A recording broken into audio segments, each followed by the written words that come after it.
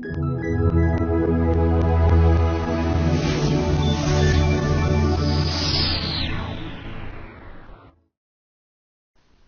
hello. This video is going to cover the importance of conducting market research. And I'm going to cover some of the reasons for market research to gain market information and identify your market segments and market trends.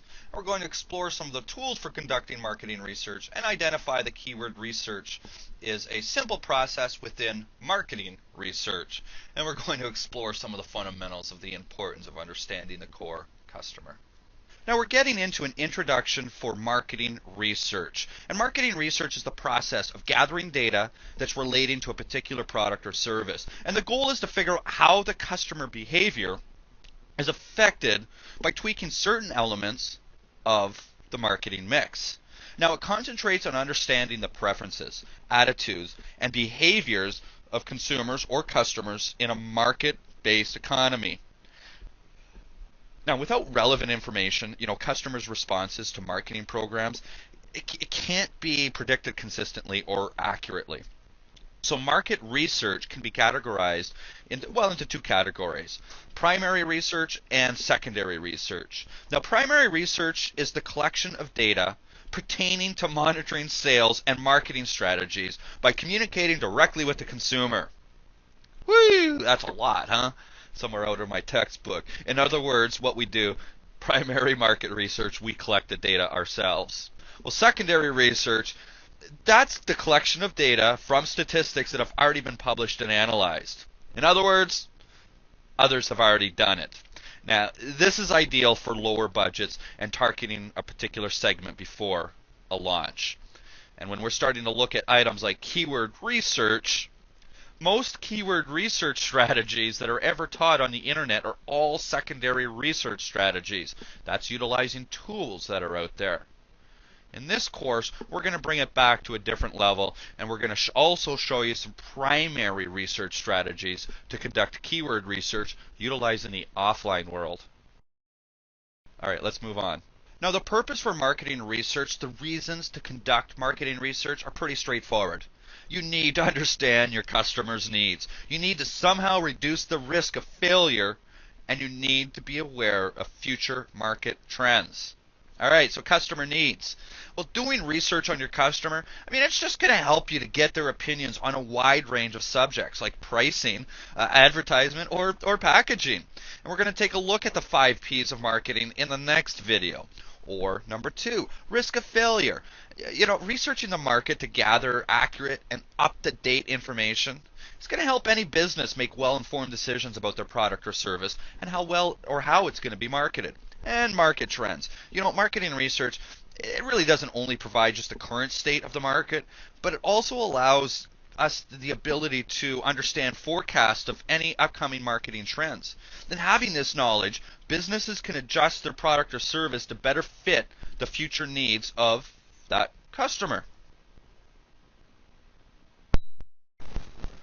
And the value of market research. Market research is important for a number of different reasons. And number 1, the value. You need to know which products are selling well and which aren't. And most importantly, why.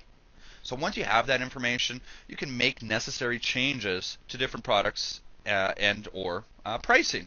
And even if the marketing and the distribution strategies, they can also be updated with the information gained from market research. Number 2, relevance. Market research really provides relevant information on specific products and important information on trends. So say a new line of cleaning products is only selling a few times consistently, but there are other items that aren't selling well at all. Then you have to be able to get the information quickly on the products that aren't selling well. Not only does this type of research save time, but allows for relevant information for specific sales and service improvement decisions. And now quality. Market research surveys give direct information on product quality. When consumers are asked specific questions about the quality of a product, they're most likely to give accurate information about the product or service's specifications. Now, there's numerous ways to conduct your market research. I'm going to touch base on a few tools such as one-on-one interviews, post-purchase surveys, networking, blogs, usability testing, and secondary research methods. Now, one-on-one interviews. This is with your customer. It's a good way to get an in-depth probing of their beliefs, their values and opinions, or uncover any hidden issues with a product or service that you might be providing. They are usually between 30 and 60 minutes long, and you ask a carefully compiled list of questions. Now, unlike a standard survey, which asks the same questions, interviews tend to lend certain flexibilities to your research. They're very good. But both post-purchase surveys now. It's important to keep the lines of communication open between you and your customer, and to do so, offer them a quick customer satisfaction survey after purchase of your product or your service. Or do this for your clients as well. It really helps you segment and understand your client's audience. And it helps to keep tabs on how well your customers feel you are doing, as well as head off any potential issues. And keeping it short, like 5 questions, and ask questions like, on a scale of 1 to 10, please rate us on the job that we've done for you. Networking. Now, networking these days is seen as a very valuable lead generation tool, but it can also be valuable to market research. Next time you set up a networking meeting, think about a piece of research information you'd like to obtain. It could be about a competitor, for example. What do you know about company XYZ? Or a typical customer behavior, like what additional services do you see your consumers needing in your market, in our market? Sometimes gathering vital information can be as cheap as a cup of coffee. And blogs. Now, blogs are a great way to start dialogue within your market. And these days, marketers are using blogs to stimulate buzz about a company, have simultaneous conversations with customers and prospects, and get instant feedback about a product or a service. Usability testing. Well, if your company or your client has a website, this is a good tool to determine how well customers interact with a company's website. And typically, a usability tests consist of one or more users asked to perform certain tasks on your website while company marketers watch, take notes, or sometimes take video to analyze later. And finally, some secondary market research methods. And secondary research methods are a good option for lower budgets. It's the process for collecting statistics or data from resources such as published company accounts, census data, websites, or previously gathered marketing research data. It's time consuming, and it may not be suited for answering an issue or objective. All right, some more ways to conduct some market research. Not going to talk as much about these ones, but brand equity research. Do customers view the product positively? Brand name testing. What is the customer's opinion on the name or a product or a particular service? Commercial eye tracking research. This is analyzing behavior of the consumer. We do this or have seen this or look at tests on websites, eye tracking sites. Conceptual testing. That tests the concept of acceptance by the customer or consumer. Cool hunting. This one was new to me. Observing or predicting changes in new or existing cultural trends. It's new because of the cultural area that I operate within. It's something that's very important to know and learn.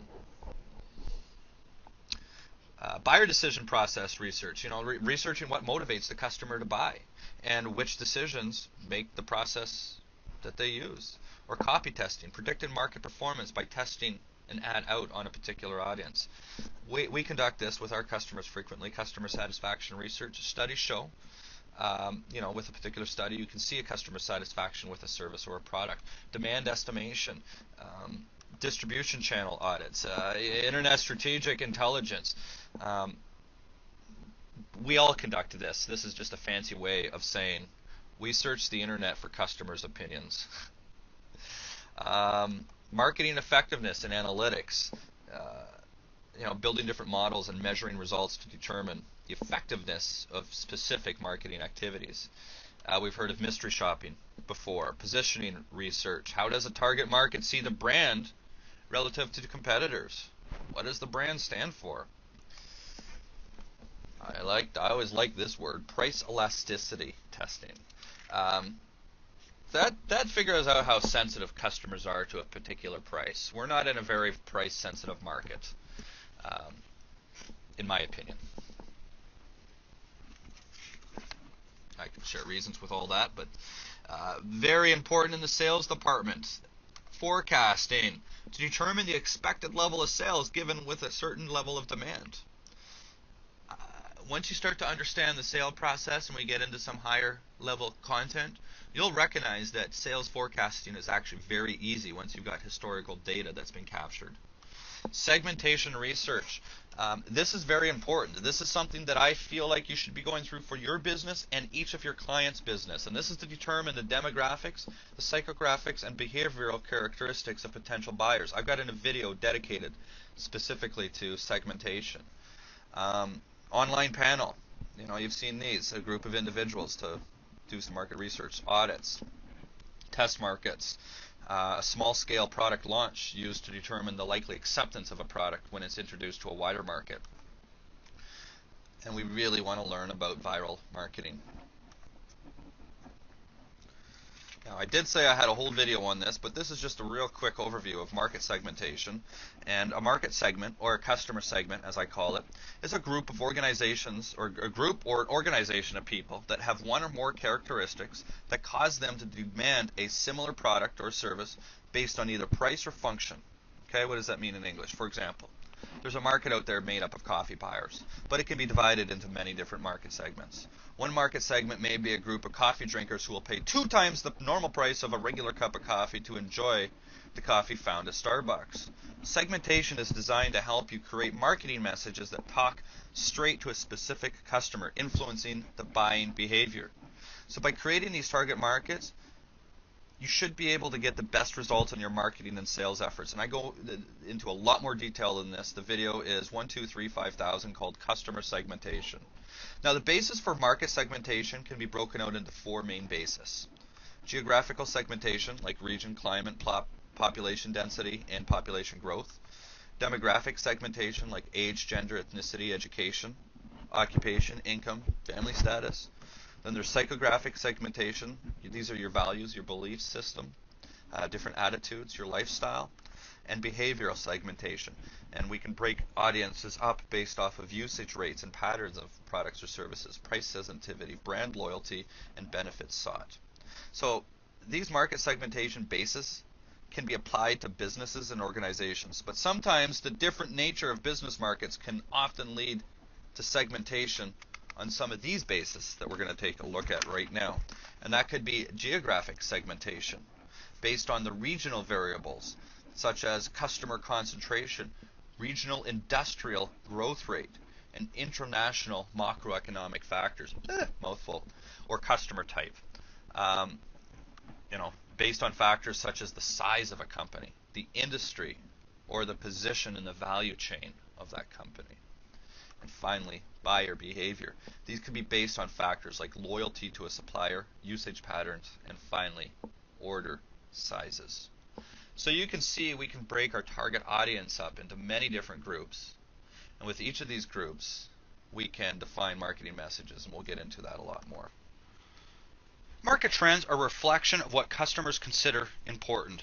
And if you're not aware of how quickly trends can change in the market, you can face lower sales, poor branding, and make customers hesitant to make a purchase. And when new products and competition enter the market, or when a customer base has a purchasing power shift, a company has to make changes to its products and how it markets them. Well, with research. And regarding research done for your company or your client's online presence, we have a process called keyword research. And keyword research is the process of researching to identify the keywords or phrases that your target audience has been using when attempting to perform a search online for your product or your service. And the keyword will, in most cases, determine your website's marketing path. To find out what your keywords are, you will need a keyword analysis service. And there are some free ones that you can find online, or you can go ahead and purchase some access to different tools. But the benefits of keyword research are absolutely numerous, and you get a much better understanding of which words are being searched on. It's a great way to analyze your competition, and you get a much better understanding of link popularity. Keyword research gives you an idea of what anchor text to use, and it's also a great way to uncover profitable niches. And finally, research and keyword analysis gives you insight into search engine saturation. This is taught extensively in video number 2512211. And finally, here are a few of the many marketing research tools that I've selected for you that you can go ahead and try out, and that would be bizstats.com. Jot these down. They're really good resources to capture information. Economy.com. The U.S. Census Bureau. Just go to Google and type that in, and that will give you access to an abundance of data for, at least for the United States. Zoom Prospector or SurveyMonkey, and SurveyMonkey is a great tool to conduct surveys, and it's inexpensive to use. Of course, there's Google's keyword research tool, and finally Google Forms, and this allows you to create online forms from any spreadsheet. That concludes this local marketing update from the Local Marketing Source Professional Development Program for local marketers. Visit localmarketingsource.com for additional resources focused on online marketing for local businesses.